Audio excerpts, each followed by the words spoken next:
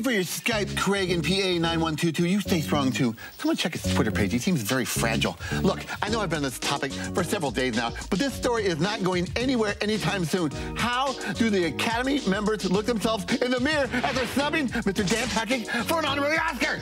I know he took a year out from film to get back to his roots, but come on! I mean, what more does he have to do? Honorary Oscars are given out for either lifetime achievement, the boss has his own beer, a check, or exceptional contributions to the motion pictures of arts and sciences. 8 words, Academy. Who wants to watch me climb a rope? Exceptional contributions, a check. This reeks of McLovin. Clearly he's in bed with the Academy, trying to lower DP's value so he can take over his show. Typical. I see right through it. Well, I will be confronting Mr. McLoves to be a jerk on my wrap-up video blog, wrap-up TV show, The Box Score. That starts right now. I don't know a lot about sports, but I can drink a lot of beer. My motto is simple. C's get degrees. Need a long, inappropriate hug? I'm your man. I think I'm smarter than you, because I probably am. Howard Coward for Box Score.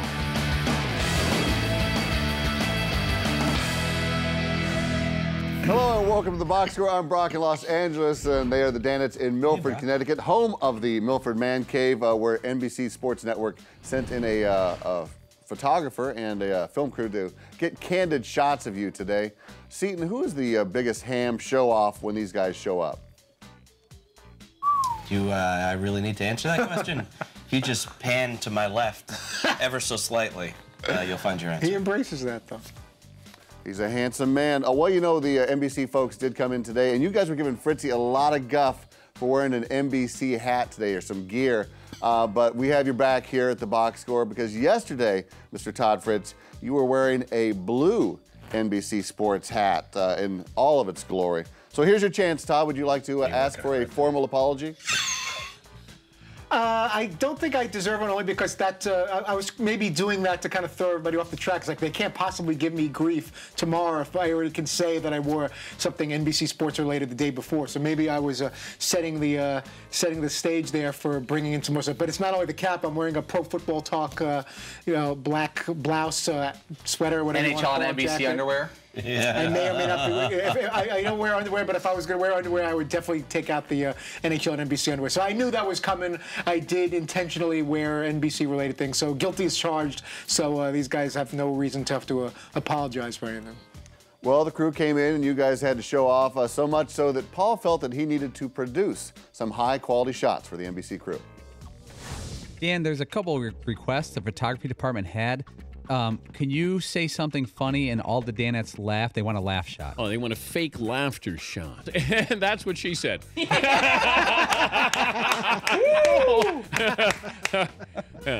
Now they need a serious moment, like you've given a great take on a sports story, and we're pondering what you're saying. Listen, Faith. Yeah.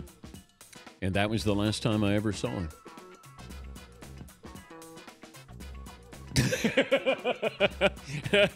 Very good.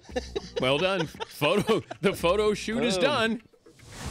Fake emotion has a lot less sound to it. You notice that? Like fake laughter fills up a room, but fake emotion just sitting there looking at Dan didn't really fill it up. Fake laughter, better radio, is that what you're saying? Yes, better radio, fake laughter, no doubt.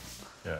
Well, the showing off didn't stop there. Dan did something for the crew that only one other person has done in the man cave. Don't jump. If you get up here, promise me you won't jump. Coming back. Oh, wait. I will catch you. Okay. Ah! Oh, my God. Did you get it?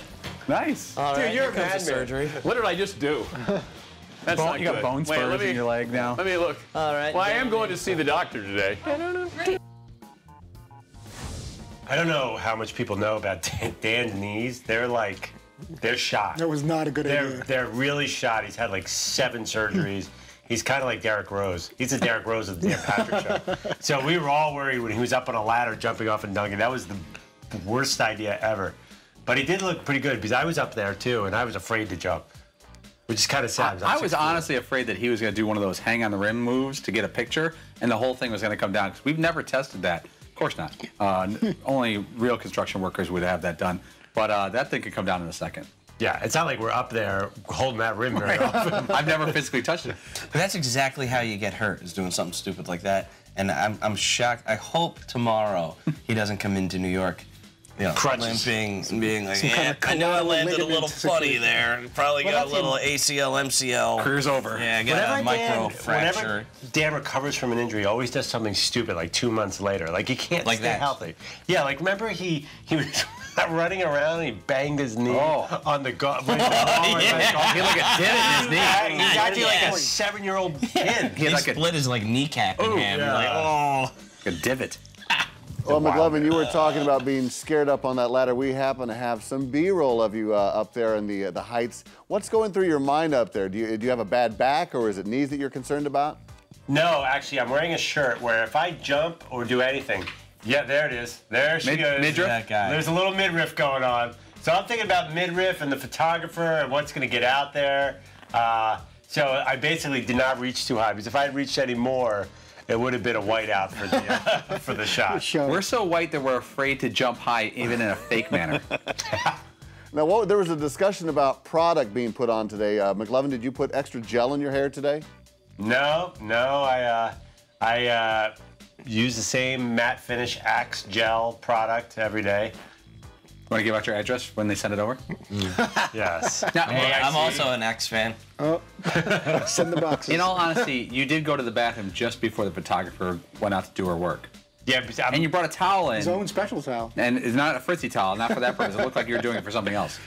that's what I do to my hair. If it's getting messed up, I retowel it because then it sets it back in place. Did you retowel today? Yes, I did. I often do. Fair enough. I often do.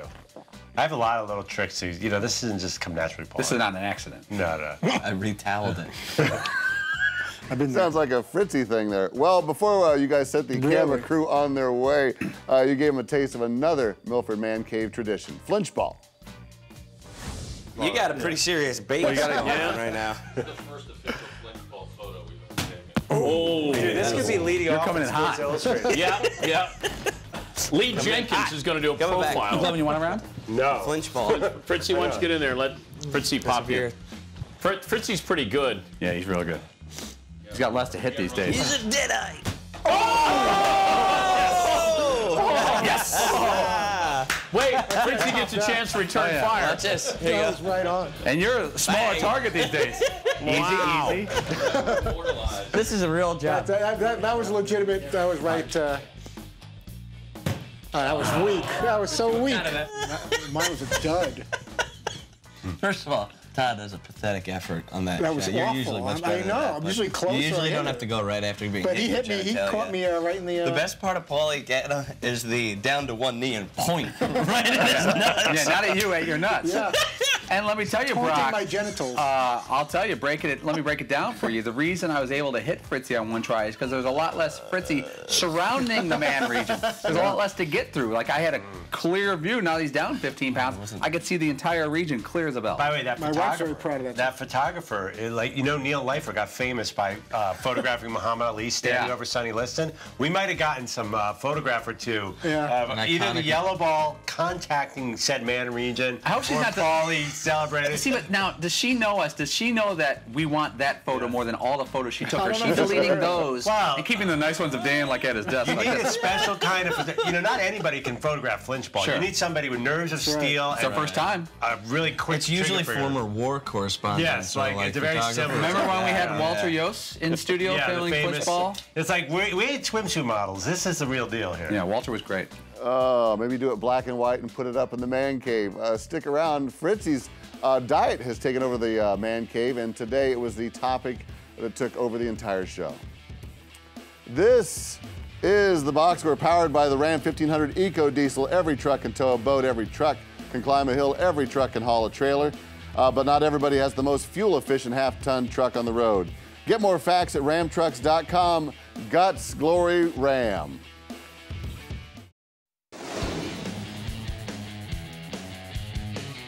Fritzy, Yes, you're eating on the air, I was drinking some water. but drinking some water after you ate something. I did. I had a piece of a granola bar. Did you guys pick that What up? on it? part of are you eating on the air did you not understand? I was trying to sell it as just drinking water, but I was finishing a granola Do you think that you could have waited like 4 more minutes? bar. I probably could have. That is Fritzy getting caught by Dan chowing down on a tasty treat on air. Now, I know you guys mow through the show all the time, but is that the first time, Paulie, that someone has had their mic up during Dan's rant? Well, no, it really wasn't Fritzy's fault per se. Fritzy was eating on air, that's his choice. It's no big deal. But McLovin's microphone is on. I hear all this crispy noise of a wrapper being wrapped or unwrapped. Now, what hurt Fritzy was when he was asked a direct question, were you just eating on air? Instead of saying yes, which would have been truth, you decided to say no and say you're drinking on air. Yeah, I got put on the spot. I got busted, and I was like, I was drinking something. Why is it automatic that instead of a simple, yep, because I felt bad about it, and I thought if I didn't know what was heard. What lying wasn't heard. usually makes it better.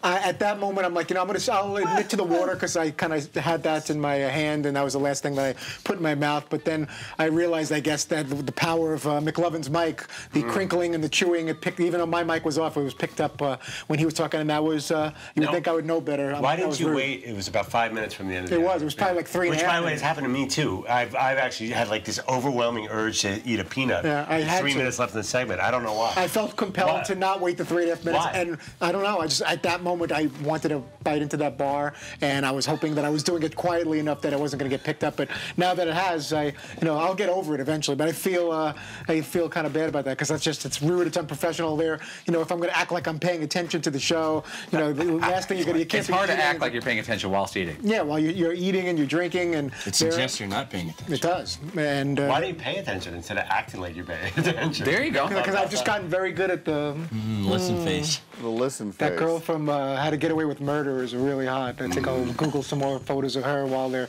talking about when Adrian Peterson's coming back. Some foolishness.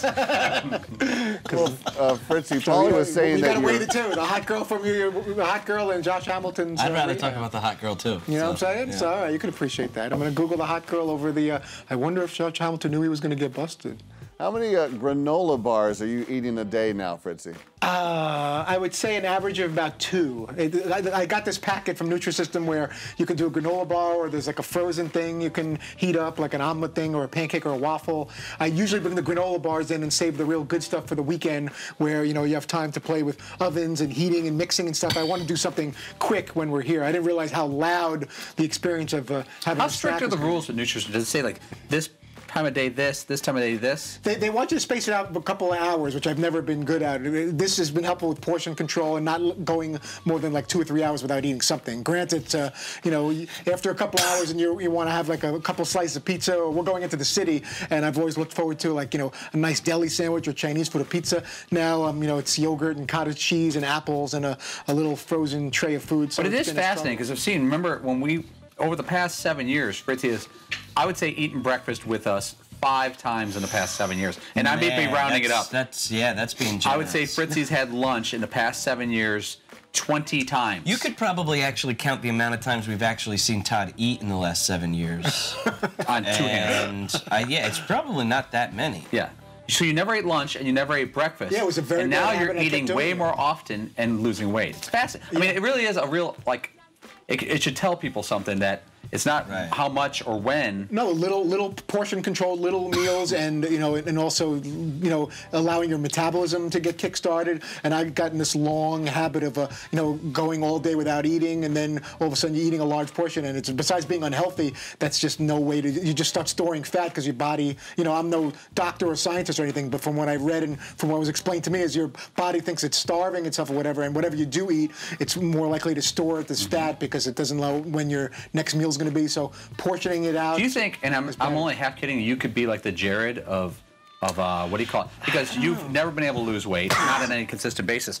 And Nutrisystem, I think, would be nuts not to obviously sponsor the show because you're a guy who's literally doing it on national TV. But do they want someone that's lost like crazy? I've lost like 15 pounds. I'd love to lose like another 10, 15 more. 15 pounds is a lot of weight. But there are people that have all these stories about how they were like they've lost. You're about 2 weeks from losing 10% pounds. of your body weight.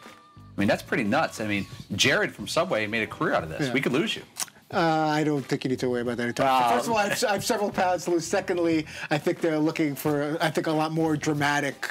What weight happens loss if you go back to 18-year-old shirtless, Todd? I mean, that's a hell of a transition. Yeah, what if you actually work out other body parts besides your arms?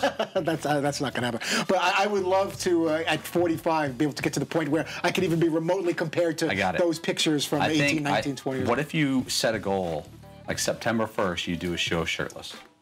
Oof. And we get a trainer. I'll flip for a trainer. Yeah, but it's still even with weight loss, there's things that have stretched out that need to be tightened up. I got a guy. There's abs that need to, and because of my surgery, there he is. I can't really do the. Oh wow. Man, ratings. We'll go. Look at that guy right Amy there. Pollock there. My goodness. Now, just to clarify, because we've seen this picture many times, that is at a camp. That was at a Jewish day camp called the JCH, Jewish Community House. Were there any rules about the adults who supervise the children wearing shirts? I was yelled at many times by the head supervisor of the camp. Todd, put on your shirt. There was like this Israeli guy. He would get mad at me. You thought he was kidding? I didn't care because I was all proud of myself. I was all tanned and I was going to the gym constantly. Hey, I'm moving my shirt off. That's it. I would pick. I'd pick up the kids. I'd pick up kids by like by their arms or their neck, underwear, and like use them as like, weights and stuff like that. Which I don't know if the parents would appreciate that. But I was actually there was no like weights there. Curling some little kid. You know, they're running around playing wiffle ball or whatever. And I'm like, this is an opportunity. I could like work out with these kids in the sun. Sure, There was just the right amount of weight. I'm sure that's a misdemeanor, not a felony. It was probably not something I should do. Yeah, but, they provide weights at the picture camps, there I'm got all sure. excited. Sort of less amber alerty. Stick around, Jewish McLovin. Community House of Bensonhurst. Yes, of course. McLovin got an offer for a new desk because his is a pit.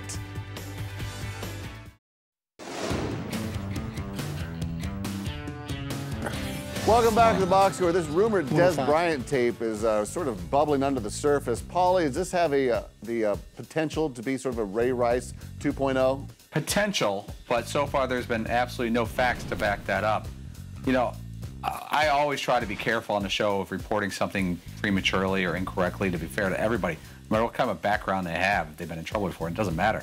But this story, I'm glad we pumped the brakes all week. That being said, once big media outlets start reporting this, we have to at least discuss the fact of the reports and try to clear it up as much as we can. I really thought we did a nice job today of looking at the police report, which we obtained, and a lot of people obtained it this morning off NFL Network's website, to try to give details, because I saw a website that said, police report says Des Bryant drugged woman through parking lot. I read that police report a dozen times, and there's nothing to even hint that Des Bryant did anything wrong. Now, cover up, you could speculate 100 different ways, but all I know is what the police report, that's the only piece of fact that we had in front of us. Right. And let's stick with that for now. And if Des Bryant did something wrong, then I'm sure he'll probably pay the price. And if he didn't, we don't report that he drugged a woman through a parking lot and he actually didn't drag a woman. If someone had said that I did that and I didn't, I would sue them. I mean, I'd go crazy. Even-handed coverage by you guys, certainly. Add in the talk of 1 or 2 or possibly 8 teams moving to Los Angeles. McLovin, is this the NFL's way of trying to stay relevant prior to the draft? No, NFL, they don't even need to. They are the definition of relevance. They don't try to. They just dominate. They crush the news cycle. I mean, I used to work at SportsIllustrated.com. Top 5 stories always NFL, and then everything else below it. Especially the offseason. We were talking about the offseason is so much more interesting than in-seasons. Like game 94, the baseball season, who cares about that? The hot stove in baseball, football, basketball, much more interesting. There's often topics you can grab onto. I would say it's less about the NFL wanting to stay relevant and more about NFL writers and reporters wanting to be relevant in the offseason. That would be my take. That's a shot, John. No, I think that's, but actually, I think that's because there's a demand there because people want to hear about this stuff. That's why, and those big outlets are going to want to report on it because. But you don't adjust. I don't know how often, how much the real, like a normal everyday NFL fan really cares if LA gets a team or not. Oh, LA, yeah. I don't really think anybody cares about that unless it's your team that's moving. Jacoby Jones was released. I couldn't care less if there's a team in LA or not. I agree. Jacoby Jones was released? He was? Ravens? Is he on the show tomorrow? All this talk of accusations and whatnot actually made the boss accuse McLovin of having a sloppy desk, which made DP offer this to Pearl. Do you have stuff here? Like, do you just look at this? Okay, come, put camera, come with me. And Dan broke my personalized bobblehead a while ago too, so he does touch things. Explain this. That's all put there by design. Look how much desk space you have. Do you know how much? Look, you have this thing that, like, from Mr. Holland's Opus to hold your notes on. You have another one on this side and a third one. I have like 3 inches of a gray desk that was built by a 9-year-old. This is ridiculous. And you guys throw trash on there when you walk by every time. You can go over in the corner and have that whole desk. Do you want it? You want air time, or do you want space time? Oh snap! Space time. It's Really perfect response by McLovin there. I mean, he pretty much just was like, boom. Well, Dan started that thing. He's like, what is this Reese's Pieces wrapper there? There's a 75% chance he dropped it there to look in before. That's one of his many landing spots for stuff. Whenever Dan's like, who's seen my coffee? Or he's like, where's those papers or whatever. It's like there's like 5 places that you're like, okay, this is where he drops his stuff. And so check those out. That's like number one. That's number one. I had a thought the other day. I was driving into the studio, and Dan said something the other day that he has 3 years left on his contract to do this show, which is not that far away. And then I got in the studio, and I looked around, and I go, he's never going to quit because he's never going to clean this place out. It's like someone who won't move because they never want to, everyone have a mother or a grandmother who never wants to move because she doesn't want to move and all her stuff. Dan will not, by choice, quit this job because then he would have to take all this stuff out piece by piece, or someone would, and bring it back home, and his wife would kill him. Yeah, his wife won't let him quit. No. Just like when he's traveling and he just leaves all of his clothes behind. Fascinating. I think he just leaves all this back here. He'd be like, yeah, okay, I'm just going to go home now. You might be right. He just leaves it all. Coming up, there were plenty of pictures taken in the man cave today, but hey, nothing beats a selfie. This is the box score, and we're going to take a break to remind you that the Ram Heavy Duty, with its best-in-class towing, torque, and horsepower, doesn't need one. Guts, glory, Ram.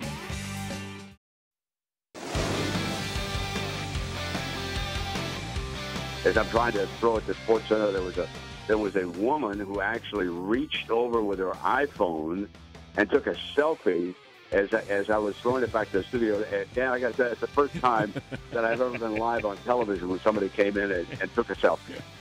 We're closing up shop here on the box score. Yesterday we talked about the worst place to take a selfie, but we never figured out where the place to take the best selfie is. McLovin, where would you take the ultimate selfie at?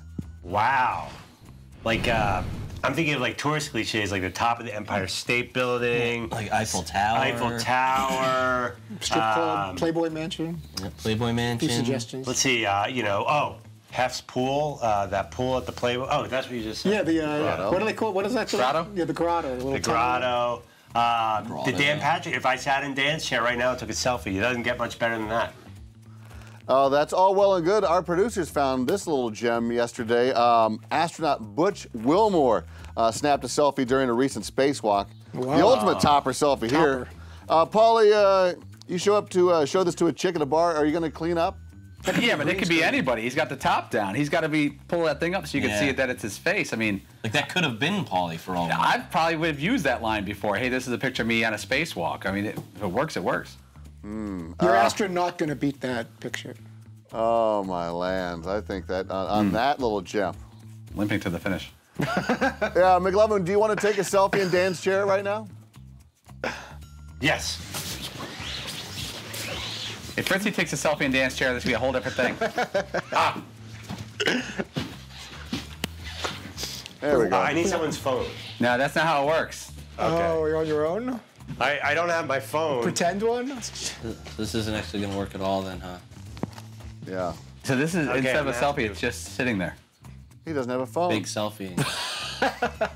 Well, he's still in his chair, so we can still get him in trouble, right? That's worthwhile. We'll put that in post. Yeah, we'll plug it in post.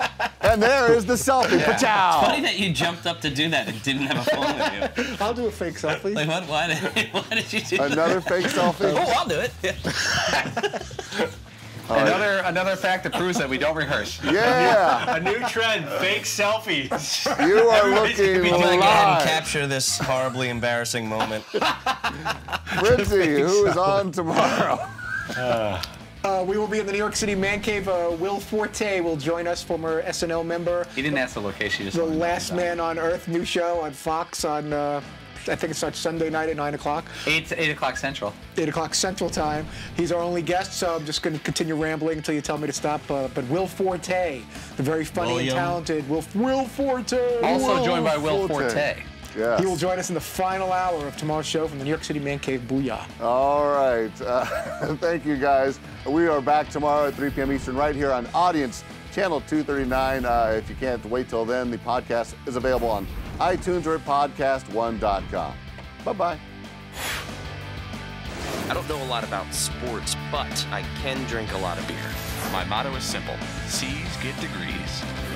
Need a long, inappropriate hug? I'm your man. I think I'm smarter than you. Because I probably am.